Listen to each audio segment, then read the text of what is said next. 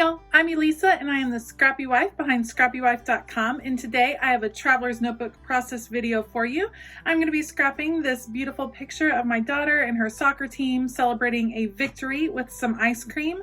They are the cheetahs, so I can't resist using some animal print paper for this background. I'll be able to cover up easily some mixed media that went over here, and I will work on this spread, probably adding a little bit more mixed media. All right, I will put you on fast forward and we'll see how it goes. What I did not share in that little intro is that mixed media bleed through is actually a mixed media mistake. And I had tried to use some mixed media and was going to use the same picture, and it just was a hot mess. And I have been loving mixed media in my layouts, and that just happens sometimes. It's a little bit unpredictable, which is one of the things I like about it, but it is also unpredictable. So sometimes it doesn't turn out as planned. So I've cut this animal print down. I think it's a cheetah print. I'm gonna go with that it is cheetah print, but I cut it a little bit too small and it doesn't cover up the gap. I kind of want it to go across the two pages. So I fill in with this gold, kind of matte gold washi tape that I had in my stash from forever ago. I'm not sure where that even came from. Just filling in the little bit of white space that was left, and then I will put the rest of my cheetah print right there, and then back that with some Felicity Jane scrap paper that I had from a previous kit or from some previous paper that I had. I like the torn look to add texture, so I'll tear both of these pieces, and I just like kind of the asymmetrical feel of having the paper spill over to both sides of the layout.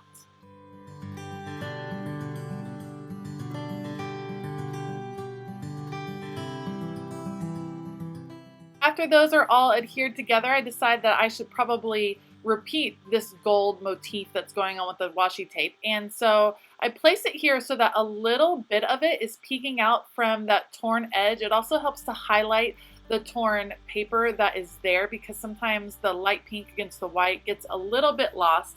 So it highlights, and then you'll see that I'm actually able to use that same gold metallic washi in other parts of my layout later on. Here I am using the stamp set from the Rebekah kit, which is the kit that came out in October from Felicity Jane. And I'm going to use some Distress Oxide inks and add some flowers kind of spilling out from this edge. And I had to pull up the paper a little bit, no big deal. It adhered back down just fine. And I'm using the Tattered Rose, and then this is Weathered Wood. And then the last one I'm going to come in with is Fossilized Amber. All of these colors match really well with this Felicity Jane kit, the Rebekah kit, and I like the idea of the flowers kind of spilling over. It's fun to create kind of a girly feel. It's a soccer team and they are tough and are just, it's amazing to see how much they've grown as a team, but they're still 8 and 9-year-old little girls, and so it's fun to add the fun cheetah print and the flowers so that when you're commemorating this picture and the story of this great win that they had, that you can still remember that these are, in the end, sweet little girls.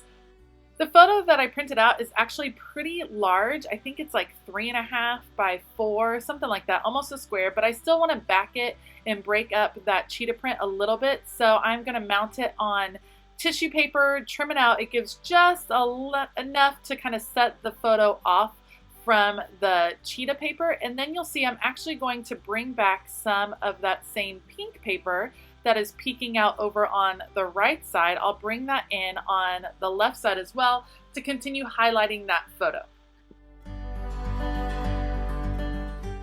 So again, it's the same color paper, the same strip actually from the same piece, and I'm going to tear the edges just like I did before. Just adding that worn look, I think, is super fun in traveler's notebooks, especially just because I don't think spreads need to be perfectly clean and perfectly lined up. I think one of the fun parts of doing something handmade is getting to add the texture, getting to add the imperfections that really make it yours. So I adhere that, oh, you can see I had a super malfunction with my Tombow tape runner, and I've never had it before, and I actually had to throw away a whole refill, and it was a little bit traumatizing because if you buy those, then you understand that they are not cheap. So I'm backing that same piece of pink paper with that metallic gold washi, and this is how I'm just continuing that motif on the page. Now I've created very much some vertical lines across the paper, which I like. It's an interesting effect. A lot of times I work in the horizontal, so the vertical lines were a little bit different for me, trimming off the extra washi. And then I'm going to place my photo back down and kind of decide how I want to embellish the rest of this page. I love the vellum hearts that came in this kit and want to incorporate it, but you can see I start fussing and I can't decide where I want things to go. Eventually I'm layering up several of these vellum hearts. I choose 3. I'm going to layer them up with my little stapler. I have some staple troubles too. This was like the video of tools going awry, but I eventually get that stapled, and I'm trying to decide what other elements I want to include. So I look at these kind of rubber charms that also came in the Rebekah kit, which I love them. They are so sweet. I just can't quite figure out how I want to use them on a layout. I used one last week, but I just have these other ones left that I want to use and just can't quite figure out. So I try those and then decide, nope, I don't want to use that. Pick up a paper piece. Nope, that's not going to work either. And I decide, you know what I'm going to do is go ahead and as I'm messing around, I'm going to go ahead and just adhere my photo down because I'm having trouble making decisions as I place hearts different places. Sometimes when I'm feeling indecisive, what I need to do is just put something down on the page because then that feels more permanent, and it just, I just decide, okay, I'm just going to put that heart down, and that way it just makes you make some more decisions. So I tuck some of these hearts behind that same place where I have the flowers spilling out and kind of am enjoying that layering very much. Once I got those hearts down, I pulled the smile sentiment. It's a puffy sticker in gold, perfect for this picture. And then I decide what else can I add, and I go to my trusty Tim Holtz small talk stickers. I love, love, love these. Adding a few phrases here and there, and again, I get a little bit indecisive. I always like to add more than one phrase. That's just the truth about me. I like all of the phrases. Again, I just decide, okay, I'm going to put that down and go to something else. Love these sweet embellishments. These are from a previous Felicity Jane kit. I think I got them last Black Friday, like Black Friday 2018, when they have their huge sale. So if you are a Felicity Jane lover, set your alarm clocks, get on their mailing list, their emailing list, because they have a huge sale on Black Friday and you are not going to want to miss it. So I added those embellishments there, and I'm just thinking, I'm not sure about this white space. White space makes me uncomfortable in my scrapping, and I know there are a lot of people that utilize it really well, but I'm not sure that I'm one of those people. So I'm thinking maybe I'll stamp, maybe I'll add some different things. One real big plus of these acrylic stamps is that you can kind of pull them off and place them on your page and get an idea before you do the actual stamping. So I have the phrases family and beautiful, and I'm looking to where I want to put those. I decide, well, let me go ahead and add another washi because that eliminates some of that white space. It gives my page a stopping point, which I like on my traveler's notebook. And I eventually decide that what I want to do is come back in with some different stamping, and I'm going to use the word beautiful and add it along the right side of that page.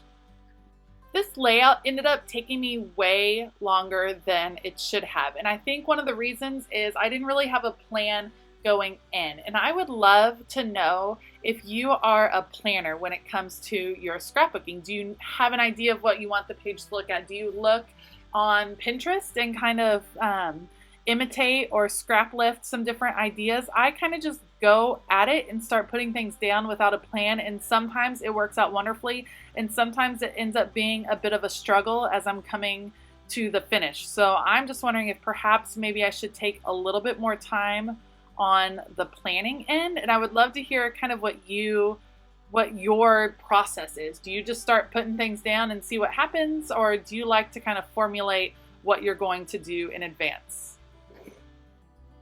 Okay, I promise this layout is almost done. A few more little embellishments here, the same kind of pearlized stickers to kind of continue that motif around the page, and in the end I am super happy with how it came out. It might have wandered a bit in the middle, but I like the end result.